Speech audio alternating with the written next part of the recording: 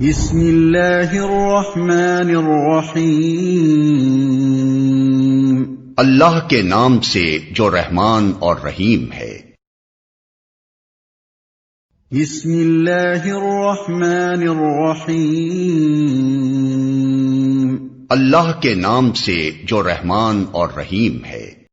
وَلَقَدْ كَذَّبَ أَصْحَابُ الْحِجْرِ الْمُرْسَلِينَ وَآتَيْنَاهُمْ آيَاتِنَا فَكَانُوا عَنْهَا مُعْرِضِينَ۔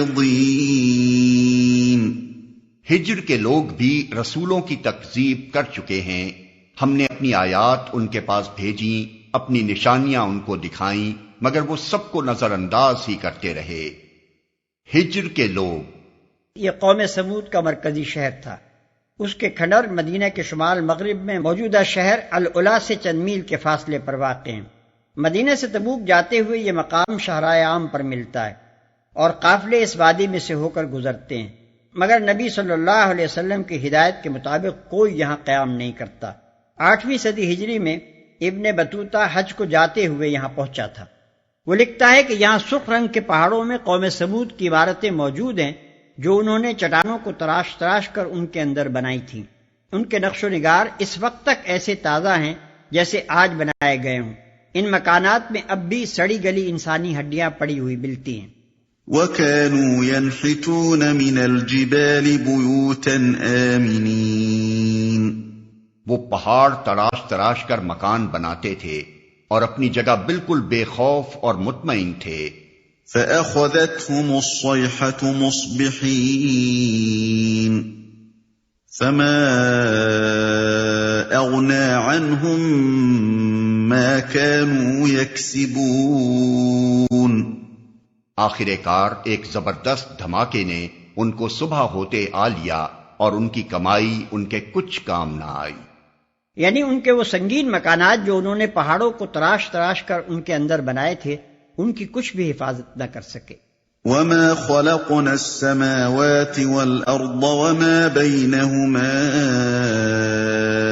إِلَّا بِالْحَقِّ وَإِنَّ السَّاعَةَ لَآتِيَةٌ فَاصْفَحِ الصَّفْحَ الْجَمِيلَ۔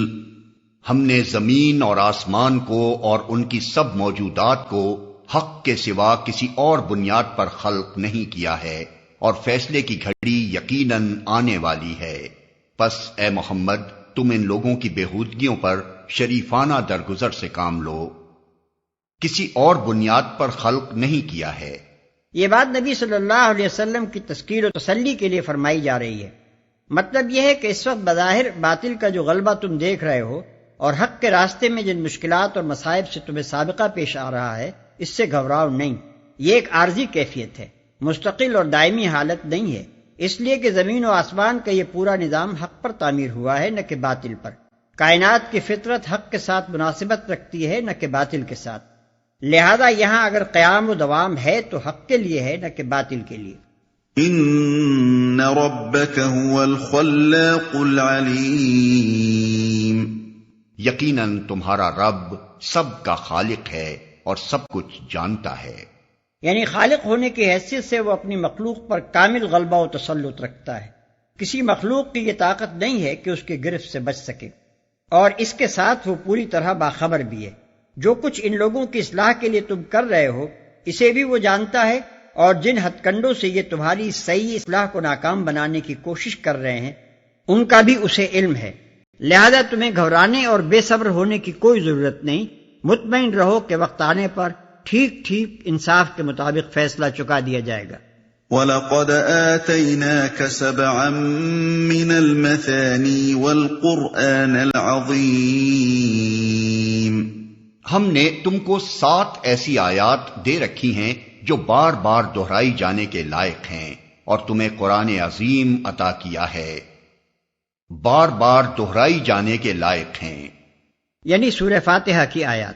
اگرچہ بعض لوگوں نے اس سے مراد وہ 7 بڑی بڑی سورتیں بھی لی ہیں جن میں 200 آیتیں ہیں، یعنی البقرہ، آل عمران، النساء، المائدہ، الانعام، الاعراف اور یونس یا انفال و توبہ۔ لیکن سلف کی اکثریت اس پر متفق ہے کہ اس سے سورہ فاتحہ ہی مراد ہے، بلکہ امام بخاری رحمۃ اللہ علیہ نے 2 مرفوع روایتیں بھی اس امر کے ثبوت میں پیش کی ہیں کہ خود نبی صلی اللہ علیہ وسلم نے سبع من المثانی سے مراد سورہ فاتحہ بتائی ہے، قرآن عظیم عطا کیا ہے۔ یہ بات بھی نبی صلی اللہ علیہ وسلم اور آپ کے ساتھیوں کی تسکین و تسلی کے لیے فرمائی گئی۔ یہ وقت وہ تھا جب حضور صلی اللہ علیہ وسلم اور آپ کے ساتھی سب کے سب انتہائی خستہ حالی میں مبتلا تھے۔ کار نبوت کی عظیم ذمہ داریاں سنبھالتے ہی حضور صلی اللہ علیہ وسلم کی تجارت قریب ختم ہو چکی تھی، اور حضرت خدیجہ رضی اللہ عنہا کا سرمایہ بھی 10-12 سال کے عرصے میں خرچ ہو چکا تھا۔ مسلمانوں میں سے بعض کمسن نوجوان تھے جو گھروں سے نکال دیے گئے تھے، بعض صنعت پیشہ یا تجارت پیشہ تھے جن کے کاروبار معاشی مقاطعہ کے مسلسل ضرب سے بالکل بیٹھ گئے تھے، اور بعض بیچارے پہلے ہی غلام یا موالی تھے جن کی کوئی معاشی حیثیت نہ تھی۔ اس پر مزید یہ ہے کہ حضور صلی اللہ علیہ وسلم سمیت تمام مسلمان مکے اور اطراف و نواح کی بستیوں میں انتہائی مظلومی کی زندگی بسر کر رہے تھے، ہر طرف سے مطعون تھے، ہر جگہ تذلیل و تحقیر اور تضحیک کا نشانہ بنے ہوئے تھے، اور قلبی اور روحانی تکلیفوں کے ساتھ جسمانی اذیتوں سے بھی کوئی بچا ہوا نہ تھا۔ دوسری طرف سرداران قریش دنیا کی نعمتوں سے مالا مال اور ہر طرح کی خوشحالیوں میں مگن تھے۔ ان حالات میں فرمایا جا رہا ہے کہ تم شکستہ خاطر کیوں ہوتے ہو؟ تم کو تو ہم نے وہ دولت عطا کی ہے جس کے مقابلے میں دنیا کی ساری نعمتیں ہیچ ہیں۔ رشک کے لائق تمہاری یہ علمی و اخلاقی دولت ہے، نہ کہ ان لوگوں کی مادی دولت جو طرح طرح کے حرام طریقوں سے کما رہے ہیں اور طرح طرح کے حرام راستوں میں اس کمائی کو اڑا رہے ہیں، اور آخر کار بالکل مفلس و قلاش ہو کر اپنے رب کے سامنے حاضر ہونے والے ہیں۔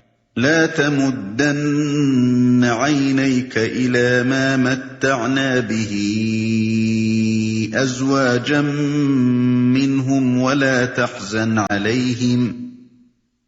تحزن عليهم واخفض جناحك للمؤمنين۔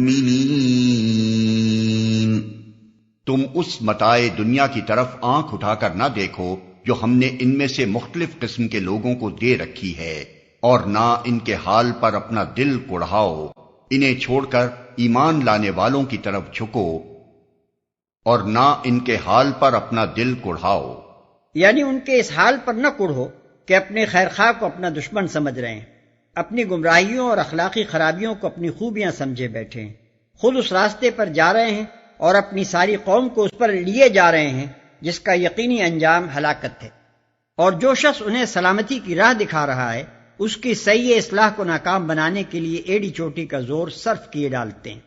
وَقُلْ إِنِّي أَنَا النَّذِيرُ الْمُبِينُ، اور نہ ماننے والوں سے کہہ دو کہ میں تو صاف صاف تنبیہ کرنے والا ہوں۔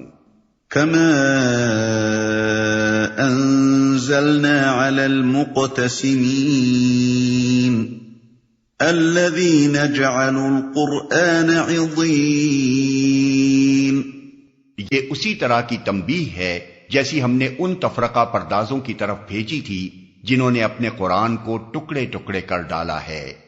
اس گروہ سے مراد یہود ہیں، ان کو مقتسمین اس معنی میں فرمایا گیا ہے کہ انہوں نے دین کو تقسیم کر ڈالا، اس کی بعض باتوں کو مانا اور بعض کو نہ مانا، اور اس میں طرح طرح کی کمی و بیشی کر کے 20 فرقے بنا لیے۔ ان کے قرآن سے مراد تورات ہے جو ان کو اسی طرح دی گئی تھی جس طرح امت محمدیہ صلی اللہ علیہ وسلم کو قرآن دیا گیا ہے، اور اس قرآن کو ٹکڑے ٹکڑے کر ڈالنے سے مراد وہی فعل ہے جسے سورہ بقرہ آیت 85 میں یوں بیان کیا گیا ہے کہ افتؤمنون ببعض الکتاب وتکفرون ببعض، یعنی کیا تم کتاب اللہ کی بعض باتوں پر ایمان لاتے ہو اور بعض سے کفر کرتے ہو۔ پھر یہ جو فرمایا کہ یہ تنبیہ جو آج تم کو کی جا رہی ہے یہ ویسی ہی تنبیہ ہے جیسی تم سے پہلے یہود کو کی جا چکی ہے، تو اس سے مقصود دراصل یہود کے حال سے عبرت دلانا ہے۔ مطلب یہ ہے کہ یہودیوں نے خدا کی بھیجی ہوئی تنبیہات سے غفلت برت کر جو انجام دیکھا ہے وہ تمہاری آنکھوں کے سامنے ہے، اب سوچ لو کیا تم بھی یہی انجام دیکھنا چاہتے ہو؟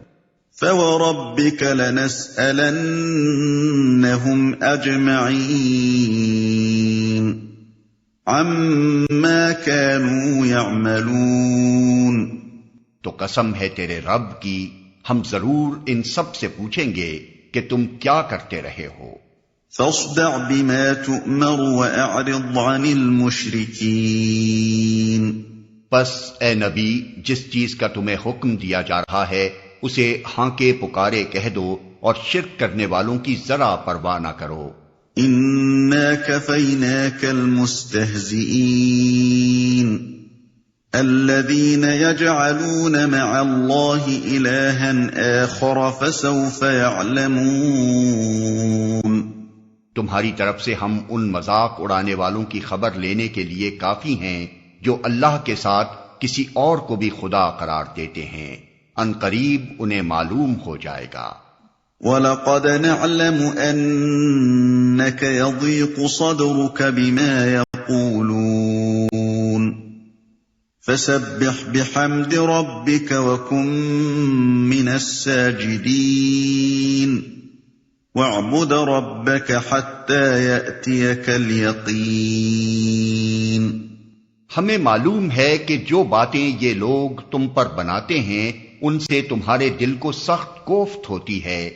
اس کا علاج یہ ہے کہ اپنے رب کی حمد کے ساتھ اس کی تسبیح کرو، اس کی جناب میں سجدہ بجا لاؤ، اور اس آخری گھڑی تک اپنے رب کی بندگی کرتے رہو جس کا آنا یقینی ہے۔